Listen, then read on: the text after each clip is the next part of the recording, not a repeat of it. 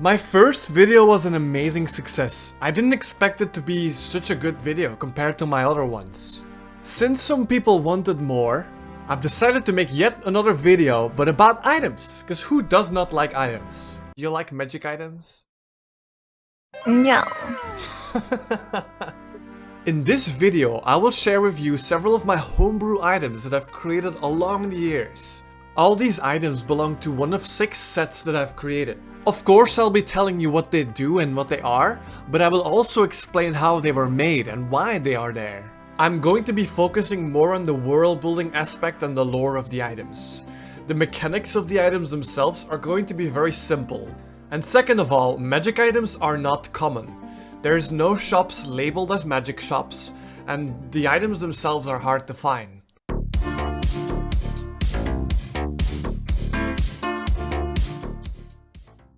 In order to make a magical item, you need 3 things. First of all, you need 1 or more spellcasters of high level. You need rare materials or the money to buy them. And lastly, you need a significant amount of time to actually work on these magical items. And with those ground rules set, let's head into the first few of items. Stormchaser items, also known as the nickname of the crazy mage who made them. Atlas found out that through lightning he could absorb magical energy, and he figured that on the oceans he could find storms way more easy. Being wealthy, it didn't take Atlas long to build and construct a ship designed to withstand these storms. The only problem for him was finding a crew crazy enough to go look for one. And after some time on the ocean, he finally did it. He made his first magical items. Stormchaser items are also known as flawed items, as they don't really work that well. First up, Atlas's coin. This can return to the attuned person's hand with a certain hand gesture. Additionally, when the coin is flipped and it lands with its lightning bolt facing upwards, the person who touches it first receives a bit of lightning damage. On the other hand, we have Lightning Rod, one of my first magic items that I ever made. When you use this +1 short sword and aim it towards the sky, you're able to call lightning as a spell, but only on yourself.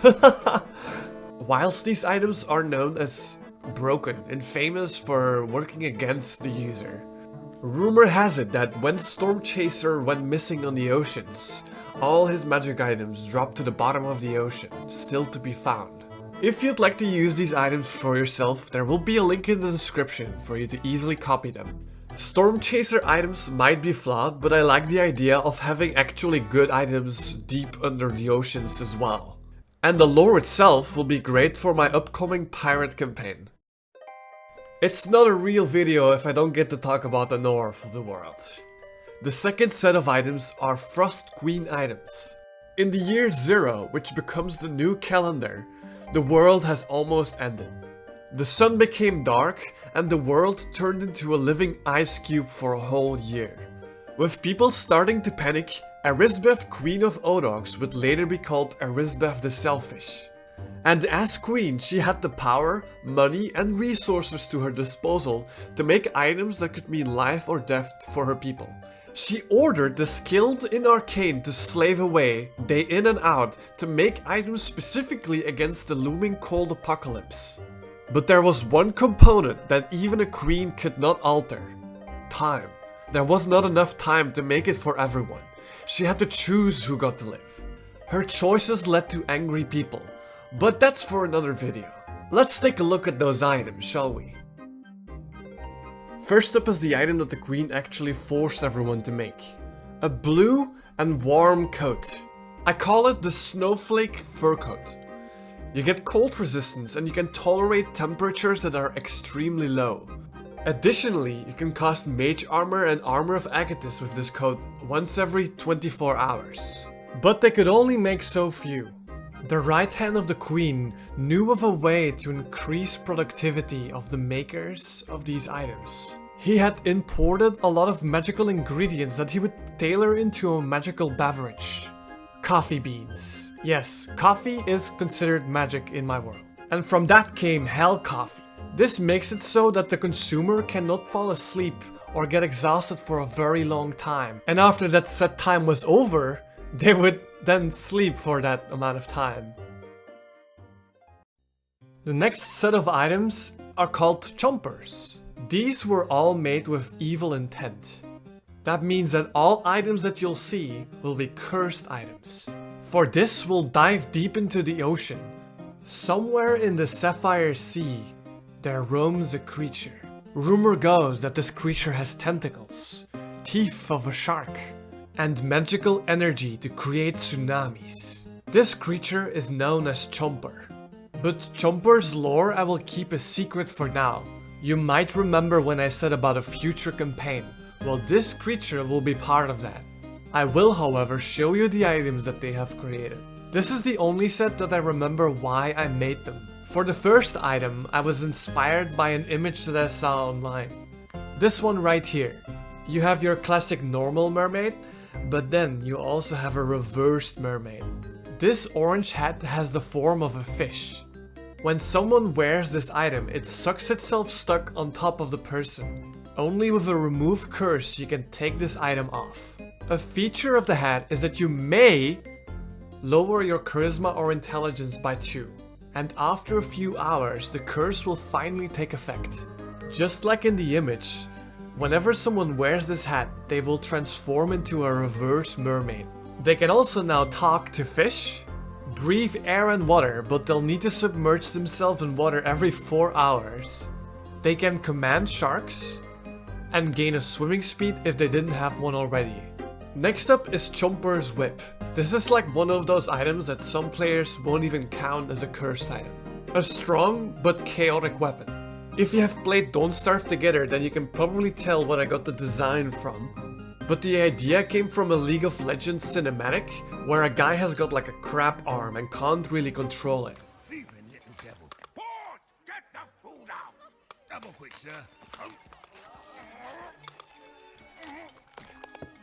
So first of all, it's a +1 whip weapon. That means that it has finesse, but I've extended the reach from 10 to 15. Additionally, you may use your action to lunge the whip to another creature, and should they fail an opposing strength check against you, you may pick one of the following effects. The target can be grappled, the target could be prone, or you could move the creature up to 10 feet within the range of the whip.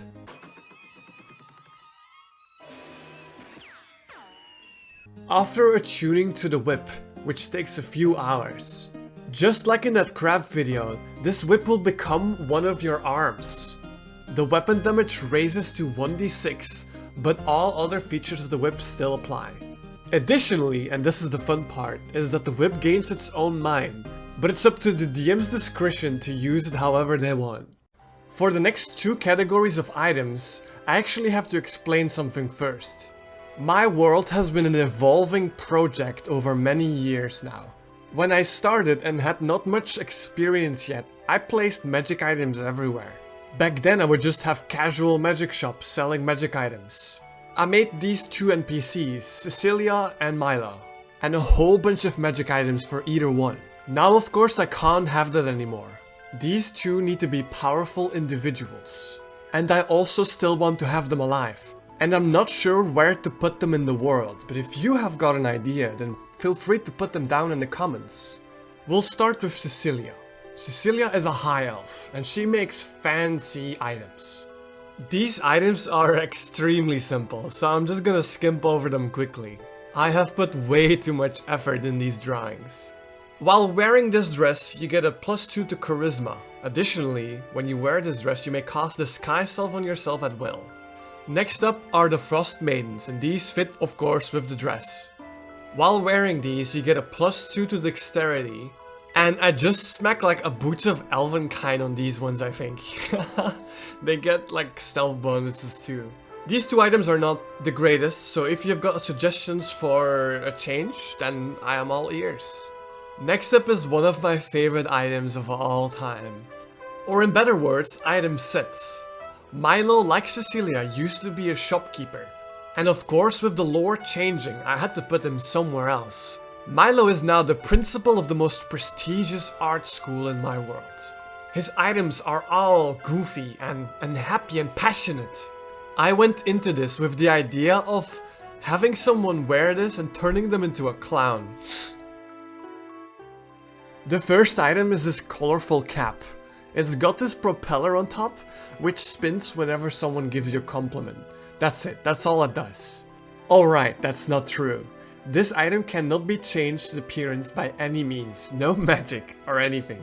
The second item is this colorful sweater with Milo's face on the front and cooler than ice on the back. Just like the cap, you cannot change the sweater's appearance by any means necessary, and the only thing it does is that it gives you +1 maximum HP. The last of the 3 items are these pink shorts. They have got heart patterns on them and a big bunny tail on the back. Neither can you change this one's appearance as well, and the only thing it does is it gives you +5 feet of movement speed. Now you might be wondering, Fishy, what are these horrible items? You have to attune to each one of them. Should you attune to all 3 items of this set, you will gain +5 in your charisma. That means that you'll be the most charismatic person out there, but you'll look like a fool doing so. Now, it's time for the last item of this video, and perhaps my favorite one. Giving this item to your players is like giving them the deck of many things. There's a deck of cards. We have to get a deck of cards. Wait, what the fuck? Oh, What? like That deck all of the cards things has you were- many possibilities. It will impact the story greatly. Behold, within the Flamebeast category, the Monkey of Madness. This is a 2-part item, one being the diamond itself and the other one being the statue. The diamond is simply used to locate the statue, that's all it does. The statue, however, is like a genie's lamp. When someone should rub it, 2 genies come out of it, and they are not to be messed around with. These 2 great apes are my combination of a demon and a genie. Jadara being the strong gorilla-like one, and then there's Jamana, the smart baboon one. When someone should rub this statue, the 2 great apes will come out of it. One able to increase your physical capabilities, whilst the other one does the mental ones. The catch is that you can't have both. You'll have to choose one of these 2 great apes, pleasing one whilst making the other one angry. And if you should refuse both of their offers, then both will just be very angry at you. Angry demon monkeys will spawn in the middle of the night, houses will be set on fire by occasion. These primates are ruthless. These 2 are captured within the statue, and their goal is to be free.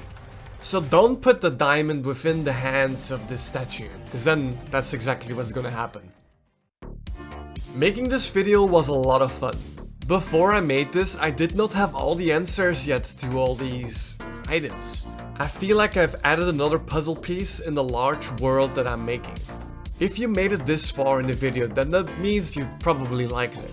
Let me know in the comments which item you liked most, and feel free to use them in your own games. Check me out on Twitch, because I sometimes make homebrew stuff live on stream, and that's also where you can catch all my games. Anyways, I'll see you in the next video.